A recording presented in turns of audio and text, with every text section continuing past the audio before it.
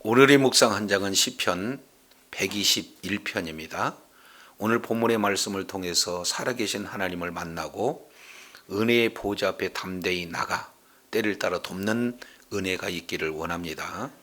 시편 121편은 성전에 올라가는 노래 15편 중에 두 번째 시편이 됩니다. 우리가 첫 번째 성전에 올라가는 노래를 통해서 살펴본 내용은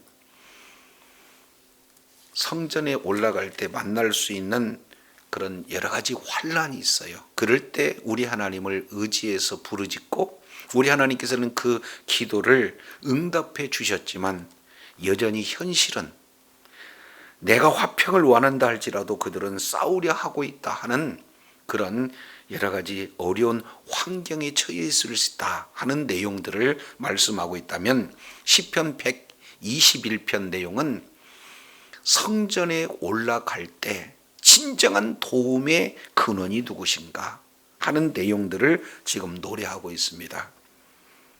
특히 1절, 2절 이 내용을 통해서 보면은 도움을 주시는 분이 하나님이시다. 그래서 절대적으로 하나님을 의지하는 그런 신앙 고백이 기록이 되어 있다면 3절부터 8절 이 내용은 하나님께서 지켜주신다.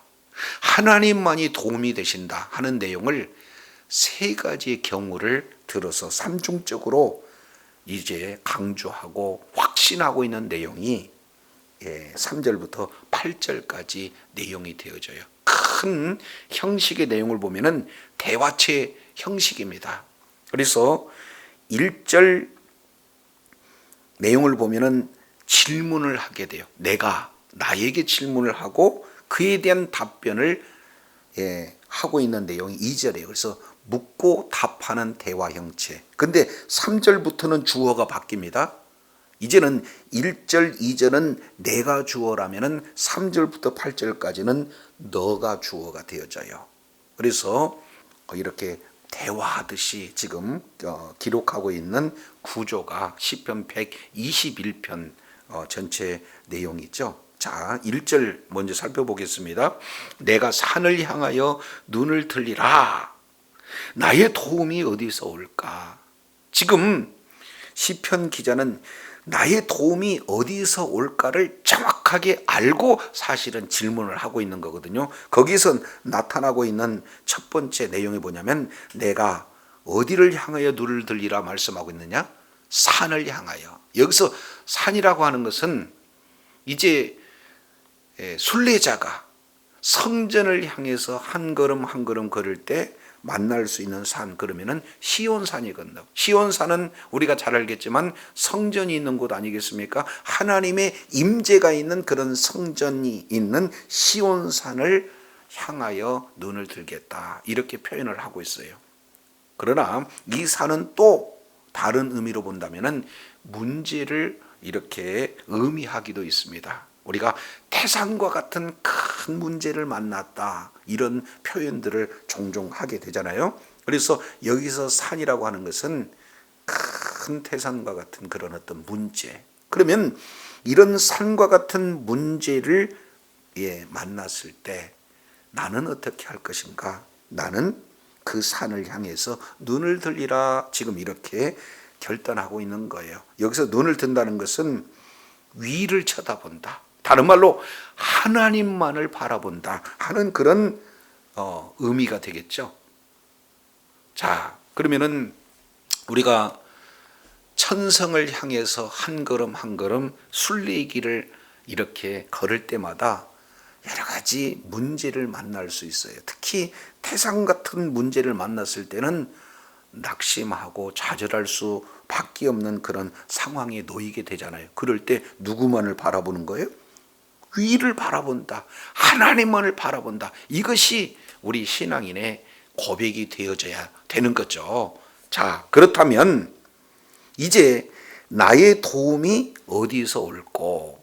그러면 문제를 보면 그 문제가 더욱 커지지만 이제는 그 문제를 해결할 수 있는 그런 그 도움의 근원이 누군가? 하나님을 바라봤을 때 문제는 작고 문제를 해결해 줄 수 있는 주님이 선명하게 보게 되어지면 문제가 되지 않는다는 거죠. 자, 그랬을 때 2절 나의 도움은 천지를 지으신 여호와께로다. 이런 고백이 이렇게 나오게 되는 거예요. 이런 고백이 저와 여러분이 고백이 되어야 된다는 거예요.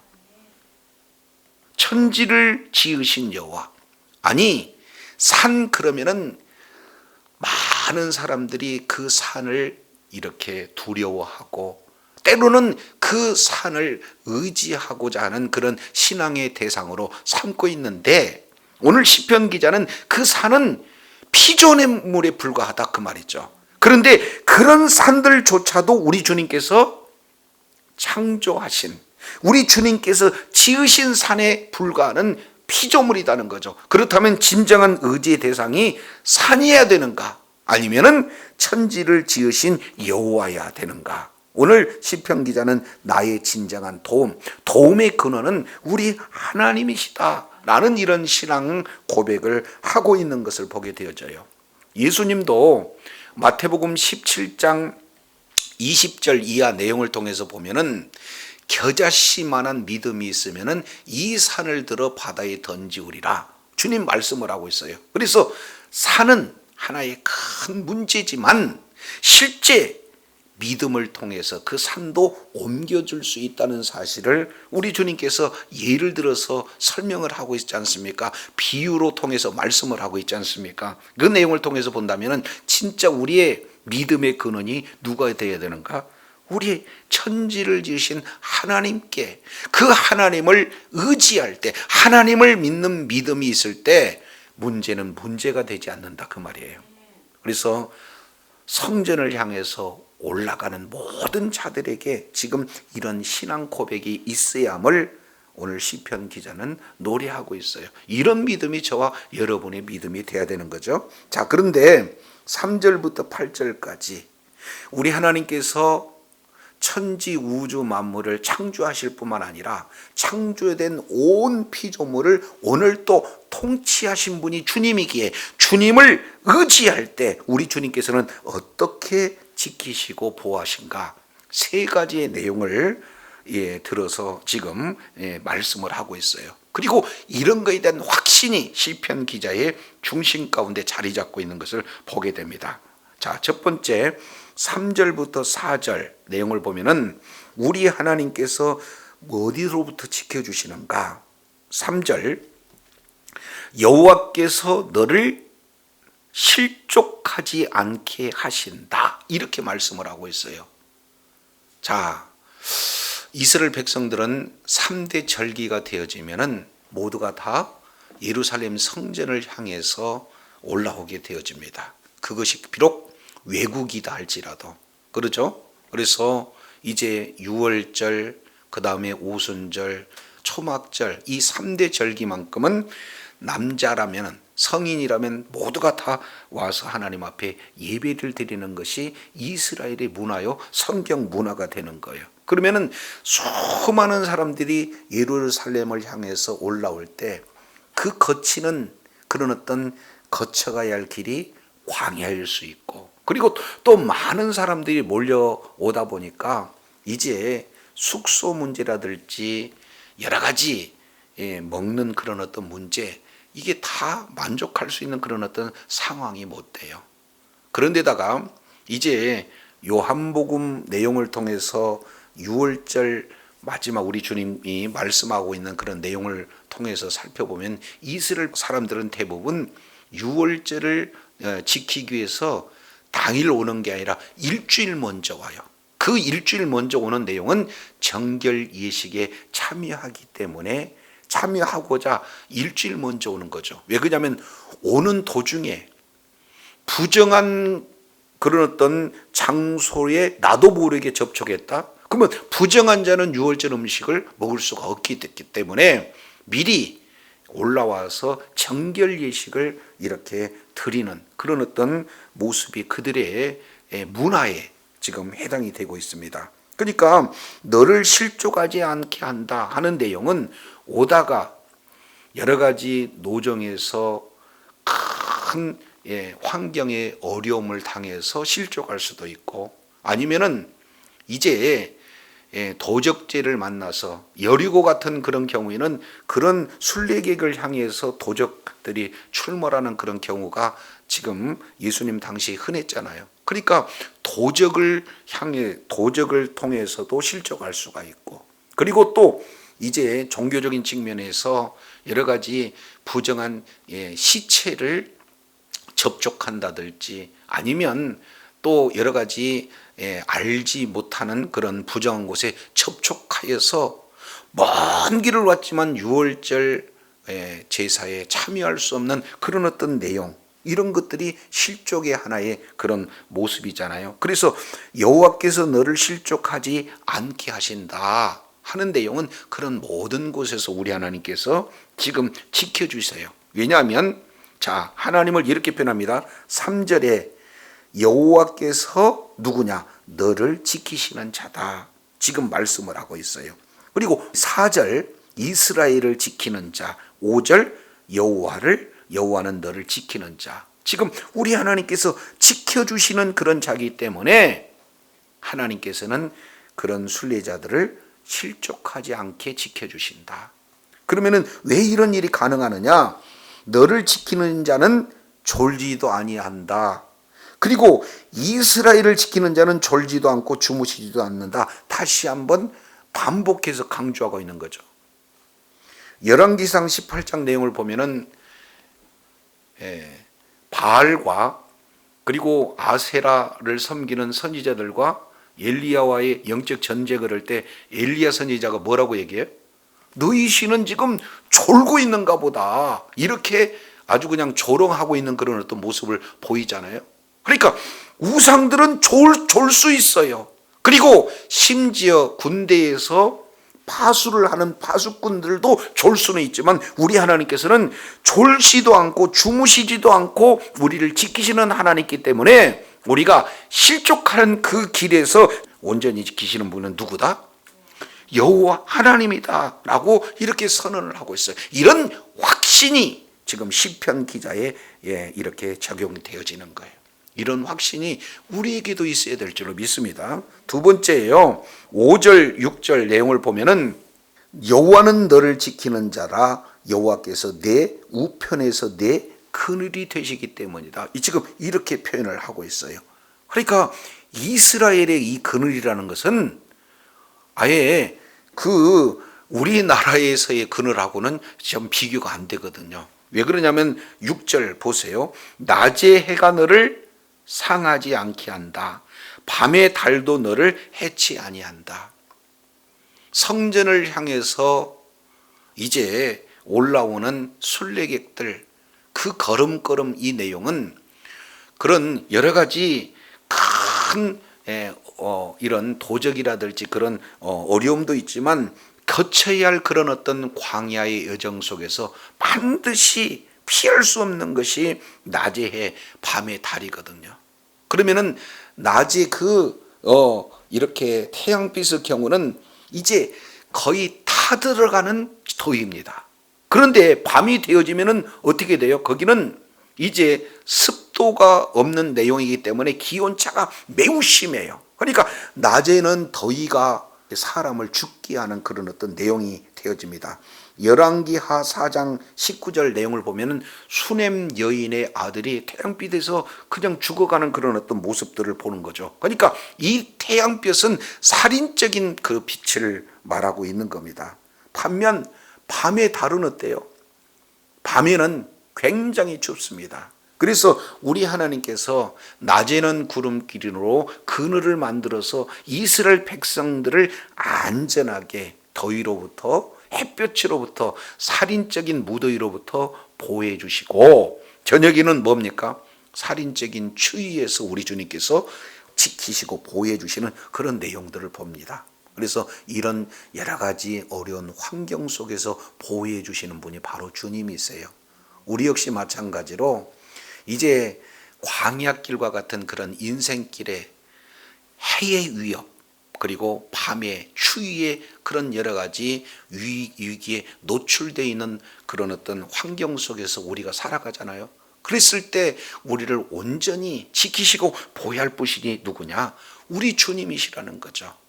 많은 사람들은 힘이 있을 때, 권력이 있을 때, 명예를 가졌을 때, 그리고 또 통장에 잔고가 또 많이 있었을 때 이런 어떤 상황 속에서 보면은 안심할 수 있어요. 근데 그것은 부분적으로 그리고 일시적으로는 도움이 될 수는 있으나 영원한 도움이 될 수는 없는 거죠. 그런데 영원한 도움은 누구로부터 오느냐? 우리 하나님으로부터 오게 되어지는 거예요. 그래서 이제 실족지 않게 지켜주시는 하나님, 그리고 해와 달로부터 지켜주시는 그런 하나님을 결론적으로 7절 8절 세 번째 이렇게 말씀을 하고 계시는 것을 보게 돼요. 자, 세 번째 내용을 보면은 7절입니다. 여호와께서 너를 지켜 모든 환난을 명쾌하시며 이어서 또 내 영혼을 지키시리로다. 그리고 8절 여호와께서 너의 출입을 지금부터 영원까지 지키시리로다. 그러니까 지킨다, 지키시리로다, 지키시리로다 지금 계속해서 강조하고 있습니다. 그래서 3절부터 8절까지 이 내용을 통해서 보면은 지킨다는 말을 무려 6번 지금 기록하고 있어요. 자, 그런데 지키는 내용을 세 번째 내용을 보니까 뭐라고 보이느냐? 모든 환난에서 지키신다. 자, 이 환난이라고 하는 우리가 인생의 큰 고난을 만나고 그 고난 속에서 겪을 수밖에 없는 그런 어떤 고통, 이런 내용을 우리가 환난으로 표현해 볼 수 있잖아요. 그런데 모든 환난 그랬으니까 한 환난이 지나면 또 다른 환난이 계속해서 연거푸 이렇게 다가올 수밖에 없는 그런 환경이에요. 그럼에도 불구하고 우리 주님께서는 이 환난 속에서도 주님을 의지하는 그 자에게 그 환난을 뭐 하시겠다는 거예요? 면케하시겠다. 여기서 면케한다는 것은 환난 자체를 없애는 것이 아니라 그 환난을 능히 이기게 하신다. 그래서 그 환난을 면케하신다는 거죠. 우리가 잘 알고 있지만 다니엘서 3장 내용을 보면은 다니엘과 세 친구들이 있어요. 신앙을 지키는데 앞에 놓여져 있는 것은 풀무불이잖아요. 그럼에도 불구하고 하나님을 의지했을 때 그런 환난에서 명쾌하시는 분이 바로 주님이시다 그 말이에요. 그렇기 때문에 진정한 도움의 근원이 되시는 주님을 의지할 때는 이 환난을 우리 주님이 명쾌해 주신다는 거예요.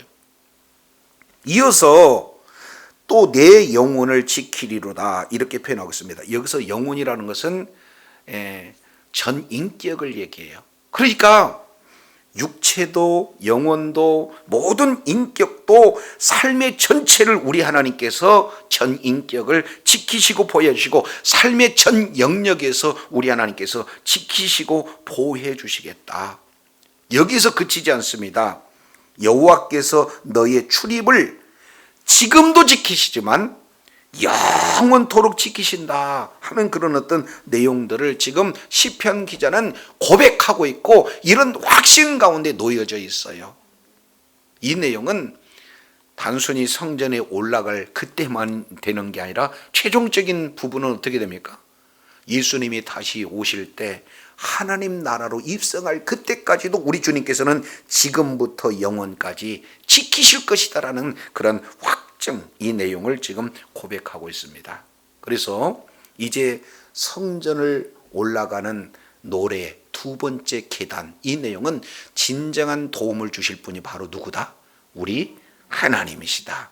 주님을 이제 근원적인 그런 도움의 근원이 바로 우리 주님을 알고, 오늘 시편 기자가 우리 주님은 졸지도 않고 주무시지도 않고 우리를 지켜주시기 때문에 실족하지 않게 하시고, 우리 주님께서는 해와 달의 그런 여러 가지 위경 속에서도 상하지 않게 하시며, 우리 주님은 환난에서도 영혼에서도 모든 출입에서도 반드시 지켜주신다는 이런 확신을 가지고 주님 의지하고 나갈 때에 우리 하나님께서는 믿음대로 산을 들어 바다에 던지우리라 하시는 그런 말씀대로 이 믿는 믿음을 갖고 우리가 나아가고자 할 때 우리 하나님께서는 우리의 믿음대로 모든 삶의 여정 속에서 지켜주시고 보호해주시고 은혜 베풀어 주실 줄로 믿습니다.